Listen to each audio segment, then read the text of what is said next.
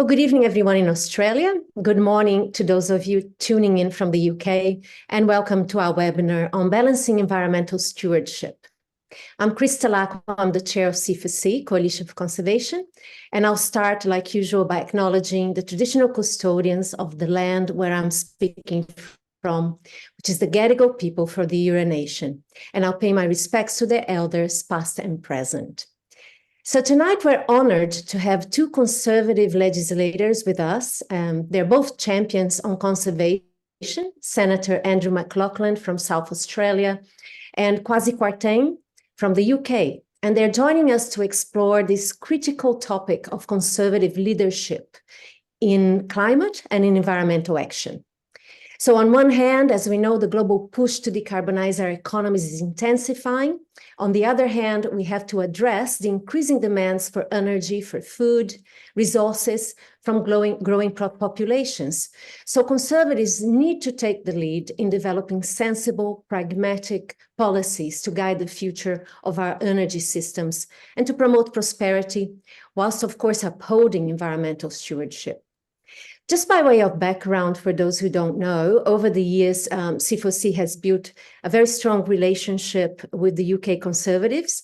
We've had the privilege of hosting many meetings and sessions before with influential UK Conservatives like David Cameron, like Theresa May, Lord Dibben, and also Kwasi, who's been instrumental in shaping the UK's environmental agenda. So Kwasi played a pivotal role during the time that he was UK Minister of State for Business, Energy and Clean Growth. He led initiatives such as the Build Back Greener paper, outlining the roadmap towards the UK's 2050 environmental goals during the challenges of the COVID crisis. So his influence extends beyond borders because Kwasi also has lots of engagements at global and international level. He participates at summits like the COPs. In fact, last year we met again at COP28 in Dubai, where we were delighted to reconnect with the UK Conservatives. And with Kwasi, we hosted meetings between the UK Conservatives and also Australian legislators to compare our energy policies and agricultural, sustainable agricultural policies as well. And now here in Australia, Senator Andrew McLachlan from South Australia has been a vocal advocate for the environment. His dedication to environmental causes has been very evident through his involvement with C4C, and we thank him for that. And his initiative, in fact, in launching C4C last year in South Australia. And since then, he's been hosting a number of meetings on sustainable agriculture, clean energy, and continuing to lead the environmental agenda. So tonight, we have the pleasure of Senator McLachlan moderating this conversation, casual conversation with Kwasi. And we encourage everyone to participate by perhaps, typing your questions on the Q&A box. And if we have time, we'll address those questions. And without further ado, I'd like to first welcome Andrew and welcome Kwasi and say good morning to him. Thanks for your time, Kwasi, today. And ask Andrew to get the ball rolling and run the show. Thank you, Chris, and welcome, Kwasi.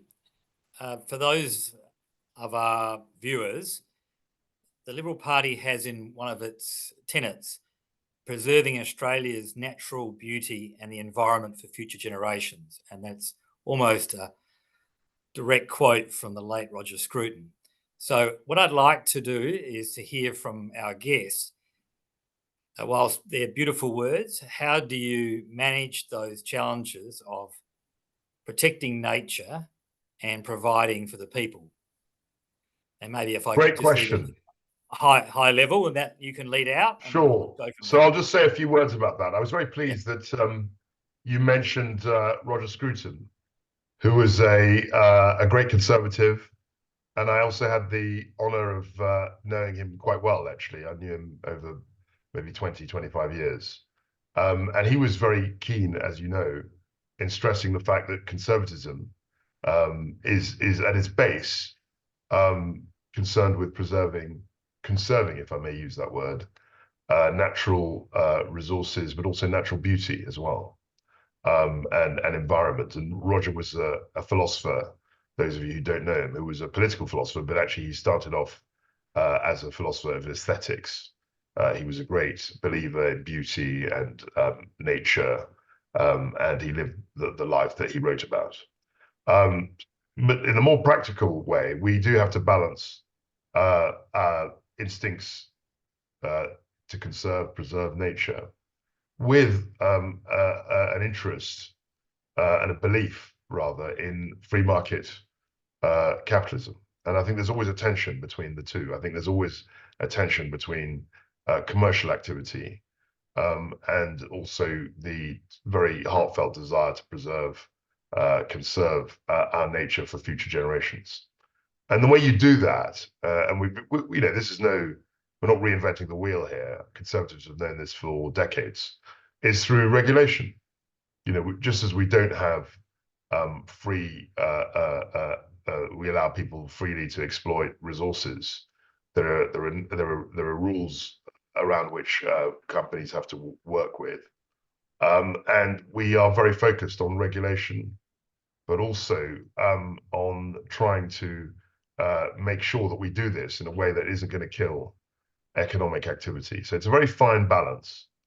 But I think generally on the conservative side, and certainly I think Roger Scruton would argue that a conservative approach can balance those two interests in a way that a state-driven socialist, authoritarian manner won't be able to weave together this desire for conservation, but also a legitimate desire to create wealth.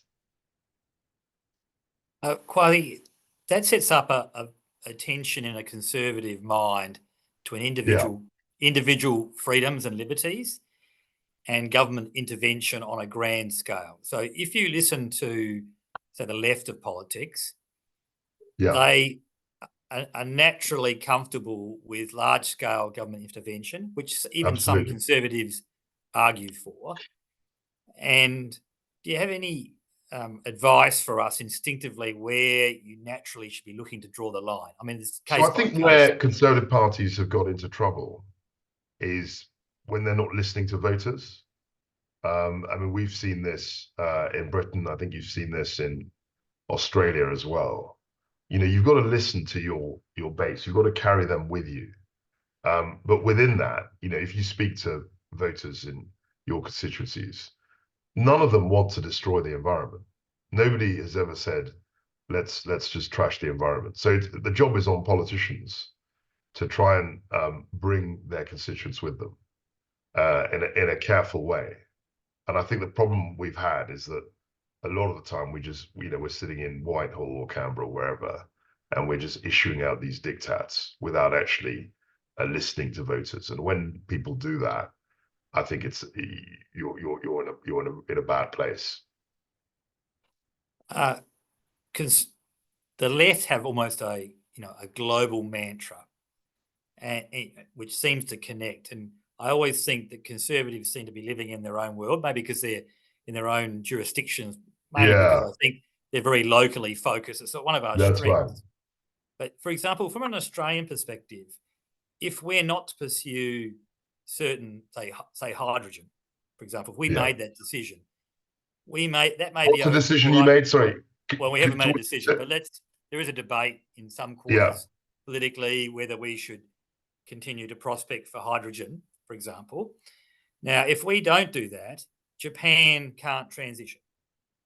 So we have a very real global consequence in our region, for example, and they're looking for fuel security, at least to transition before new technologies come online. That's right. Have you given any thought to how sort of the conservative thinking can sort of reach out across the globe? You would have travelled more in an official capacity than myself. Look, I think in terms of the energy transition, I think the conservative way, and it's changing now. I mean, when this debate started 20, 30 years ago, and certainly even when I became a minister 5 years ago, the consensus was very much built around government action.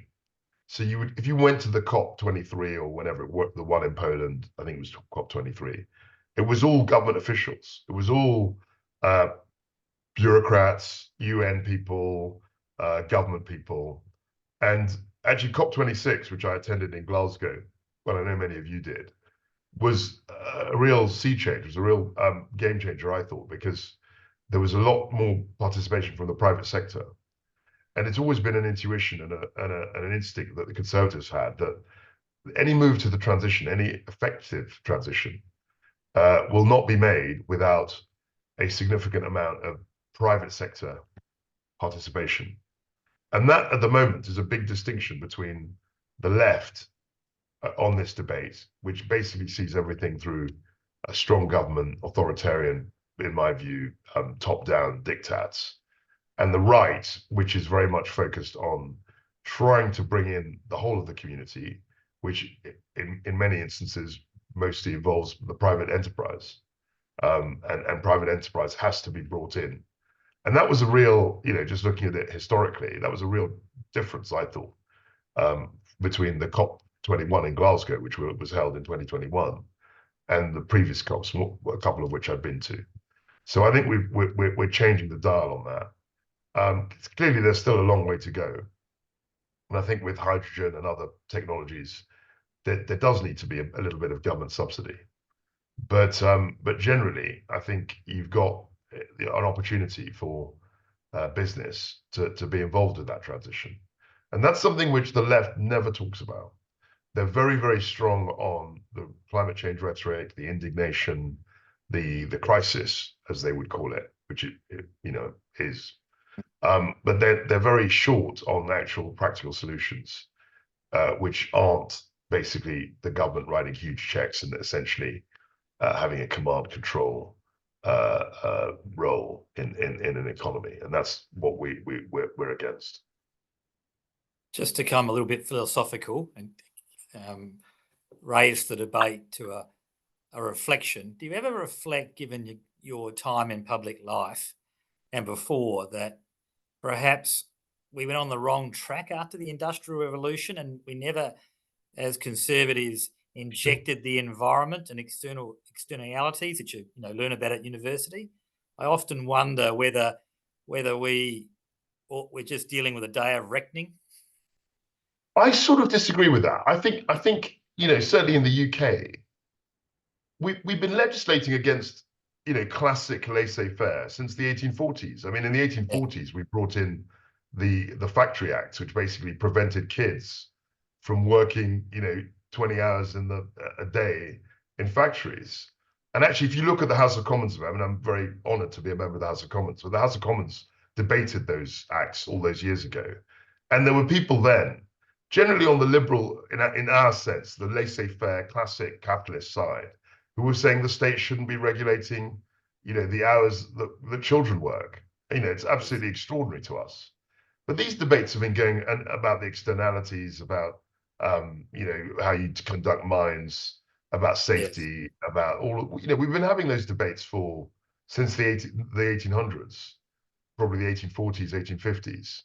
So I think that we shouldn't beat ourselves up and say we've just had rampant laissez-faire until we discovered the green movement 30 years ago. I don't think that's true.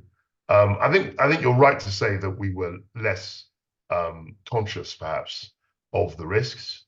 We didn't understand the risks, and we perhaps, I think with regard to oil, we were too dependent in a way on oil. But I don't think it's right to say that we've never, since the Industrial Revolution, thought about externalities and thought about preserving what is our common heritage. There's an interesting debate on the Conservative side in promoting localism, if I can use that term. It's not my favourite term. I'm trying to look for another where the community can get engaged. In Australia, for example, my own state, it would be solar panels on roofs and encouraging those without blowing up the market and creating,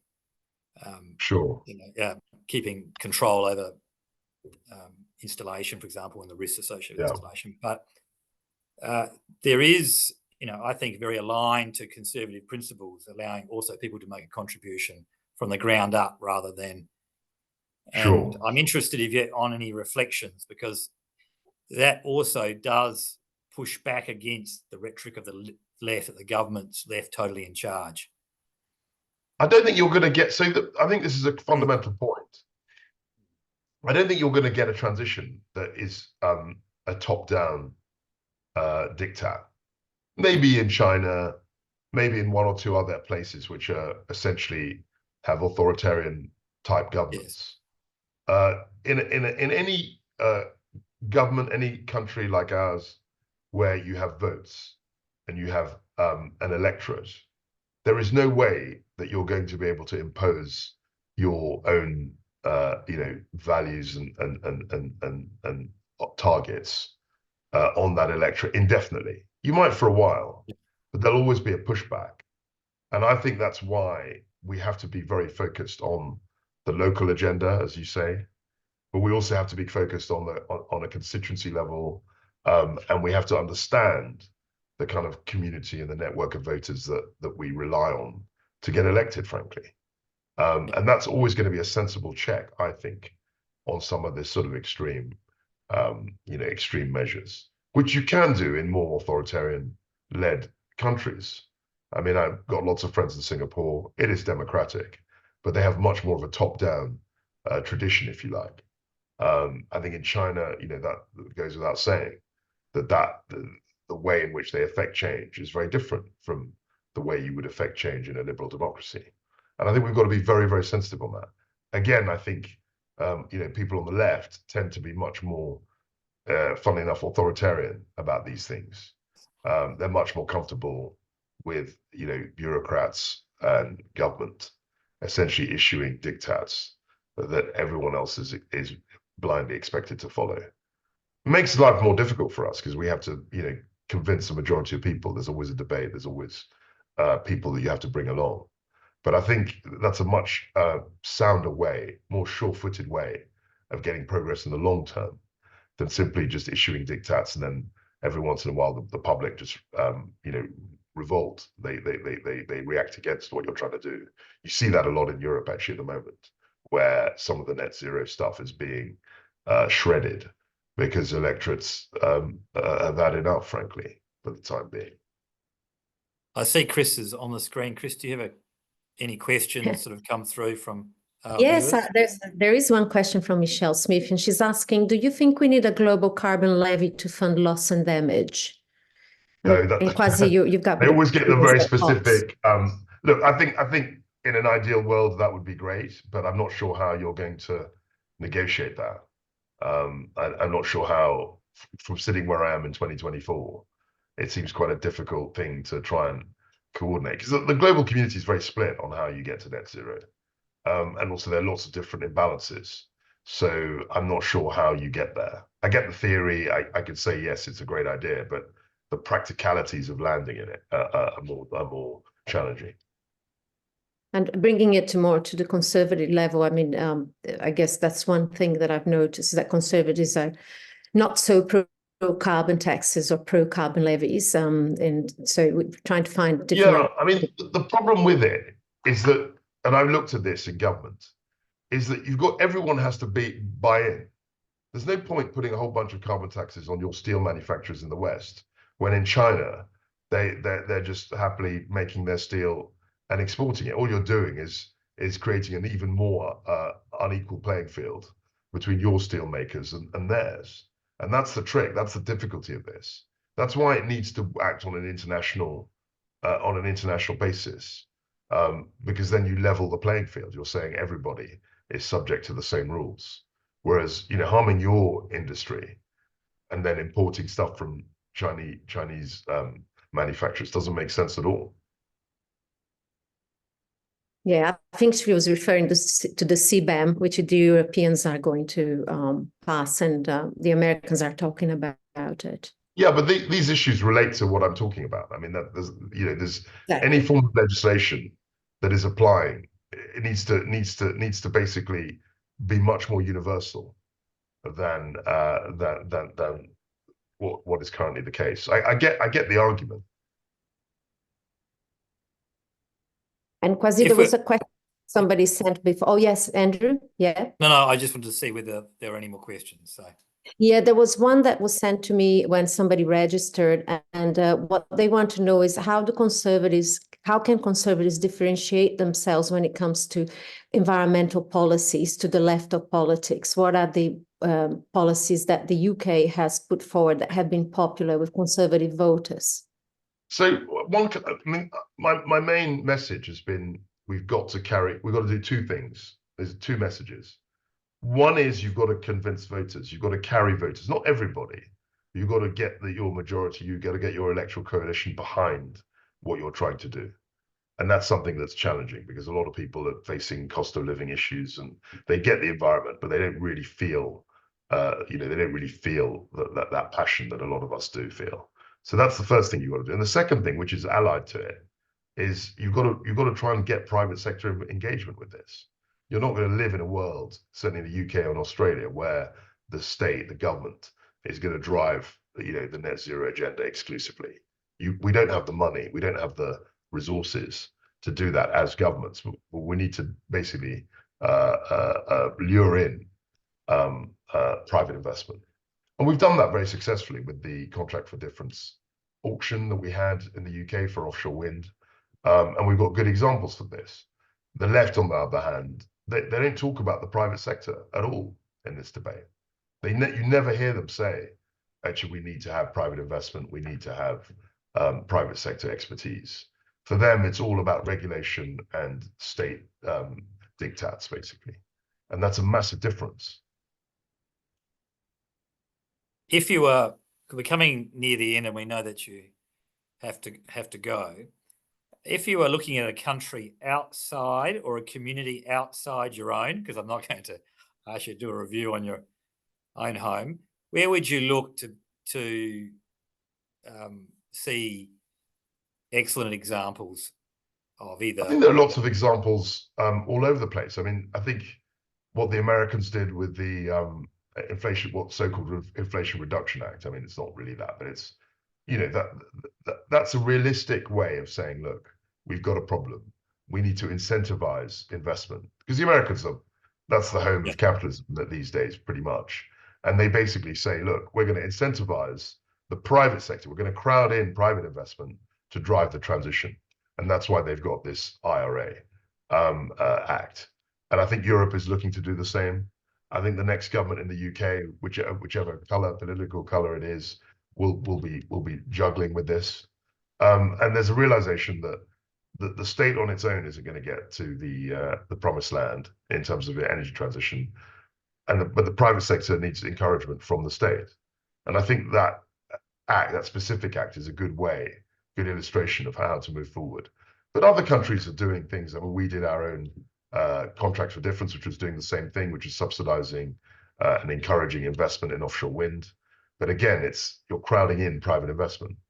And I think other countries are looking at ways to do that.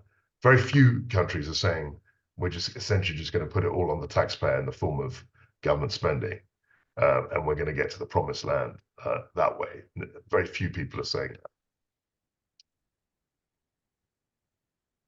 Well, we have a few minutes left. Yeah. Chris, do you have any questions you'd like to ask or from our listeners?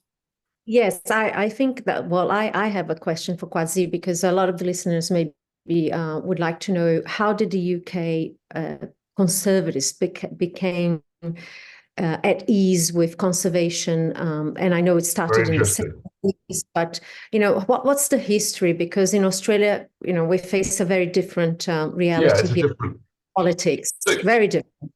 So look, I mean, I think if you look at Australia, I mean, and I've been there a couple of times now, you've got huge industrial interests, mining, all sorts of minerals that you mine, iron ore, all sorts of things.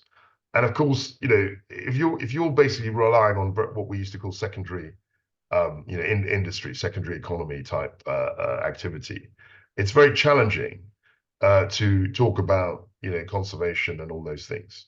I think it's possible, but it's challenging. In the UK, we were in a position where, for historic reasons, the coal mining, which is sort of great big engine of the UK economy, had really shrunk. And I think that there's no coincidence that a lot of the interest in the environment and legislation happened almost after we'd sort of stopped mining coal to a very large extent. We still mine some, but not nearly as much as had been in the past. I think the Conservative Party also, in terms of the green transition, the green fight against climate change, you've got to remember we were in opposition for a very long time between 1997 and 2010. And we really felt that we had to not reinvent ourselves, we had to emphasize other things that we were strong, where we were strong. So, you know, we were traditionally an economy party, traditionally a wealth creation party, and everyone knew that. But I think David Cameron did a very good job in essentially reflecting on the environmental tradition, reflecting on, you know, that we cared about climate change, we cared about conservation and conserving the planet for future generations. And that was, I think, a very powerful message. And it gave us a bit more breadth than simply just, you know, we're the low tax economy party. We could talk about more things and engage more voters on that. And I think that was successful. And I think for you in opposition, I think that's an opportunity to re-engage, because you had a problem when you were in government, I remember, with the Teal Party insurgents. I mean, the Liberals essentially were outflanked on these issues, on these environmental issues, by the Teal Party largely. And I think, you know, one has to use opposition to try and formulate ideas around this, because in the long run, you know, younger people are more and more interested in these issues, and they're not going to abandon that as they get older. And I think this sort of debate isn't going to go away. You might win an election here, you might win an election there, but in the long term, any Conservative party has to have, centre-right party has to have a very, very strong offer on the environment to have a long-term future. That seems very obvious to me. Well, thank you for joining us and starting your day talking to Australia.